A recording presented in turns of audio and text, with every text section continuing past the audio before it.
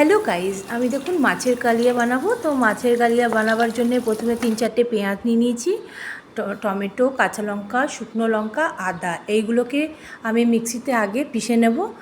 তো কিছুগুলো আমি মানে দেখুন আদাটাকে অল্প অল্প করে আদা দিয়েছি। তো এইবারে এটাকে মিক্সিতে ভালো করে পিষে নিতে হবে। তো চলুন ভিডিওটা আপনারা আপনাদের সঙ্গে দেখতে থাকুন। পুরো মাছের কালিয়া রেসিপিটা কেমন লাগলো অবশ্যই জানাবেন। তো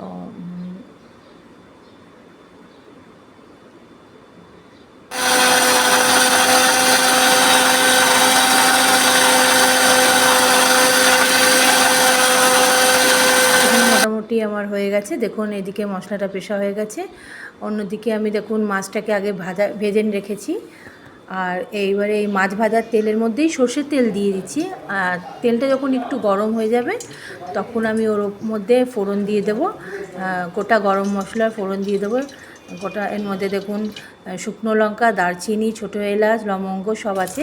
এটা ওই গরম তেলের মধ্যে দিয়ে আর এটাকে একটু ভালো করে নাড়িয়ে নিতে হবে। তো নাড়িয়ে নিলে আর তার মধ্যে দেখুন এই যে মশলাটা পিষে রেখেছিলাম তো সেটা আমি দিয়ে এবারে ভালো করে এটাকে নাড়িয়ে নেব। আগে প্রথমে একটু ভালো করে মিক্স করে নেব। তো আপনারা কে কেমন করে বানায় জানি না, তো আমি এমনি বানাই। দেখুন এবারে এর মধ্যে নুন দিয়ে দিচ্ছি আন্দাজ মতন, তারপরে হলুদ দেবো, এক এক করে সব মশলাগুলো দিয়ে দেবো। হলুদ গুঁড়ো, নুন, জিরে গুঁড়ো, ধনে গুঁড়ো, তারপরে একটু গোলমরিচ সব দিয়ে আর একটু সামান্য একটু চিনি দিয়ে চিনি দিলে কী হয়, টেস্টটা ভালো হয়। দিয়ে ভালো করে দেখুন মশলাটাকে একটুখানি নাড়াবো, নাড়িয়ে একটু আমি একটু ভাজাটা করে তারপরে ওর মধ্যে মাছটা মেশাই। কেন কি প্রথমেই দিয়ে যদি মাছটা দিয়ে জল দিয়ে দেবো তাহলে একটু কাঁচা কাঁচা মানে হয়ে তরকারিটা মানে ঝোলটা কাঁচা কাঁচা থাকে। ওই জন্য মশলাটা ভালো করে কষিয়ে তার ওপরে আমি মাছটা দিই। দেখুন এখানে আমার বেশ তেল ছেড়েছে, যখন ওপরে তেল তেল মনে হয় তখন দেখুন হয়ে গেছে। হ্যাঁ, এইবারে এর ওপরে আমি মাছগুলো দিয়ে দেবো।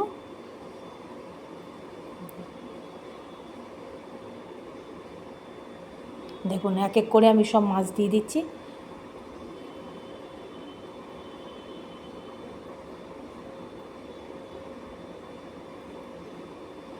এবারে এটাকে ভালো করে এপাশ ওপাশ করে ভালো করে মশলাটাকে প্রত্যেকটা মাছের মধ্যে মাখিয়ে নেবো, যাতে মাছের ভেতরে মশলাটা যায় আর খেতেও ভালো হয়। একটু ভাজা করে এবারে এর ওপরে ধনেপাতা দিয়ে দেবো। ধনেপাতা দিলে মাছের টেস্টও ভালো হয়, মাছের ঝোলে একটু ধনেপাতা পড়লে খেতে ভাল লাগে।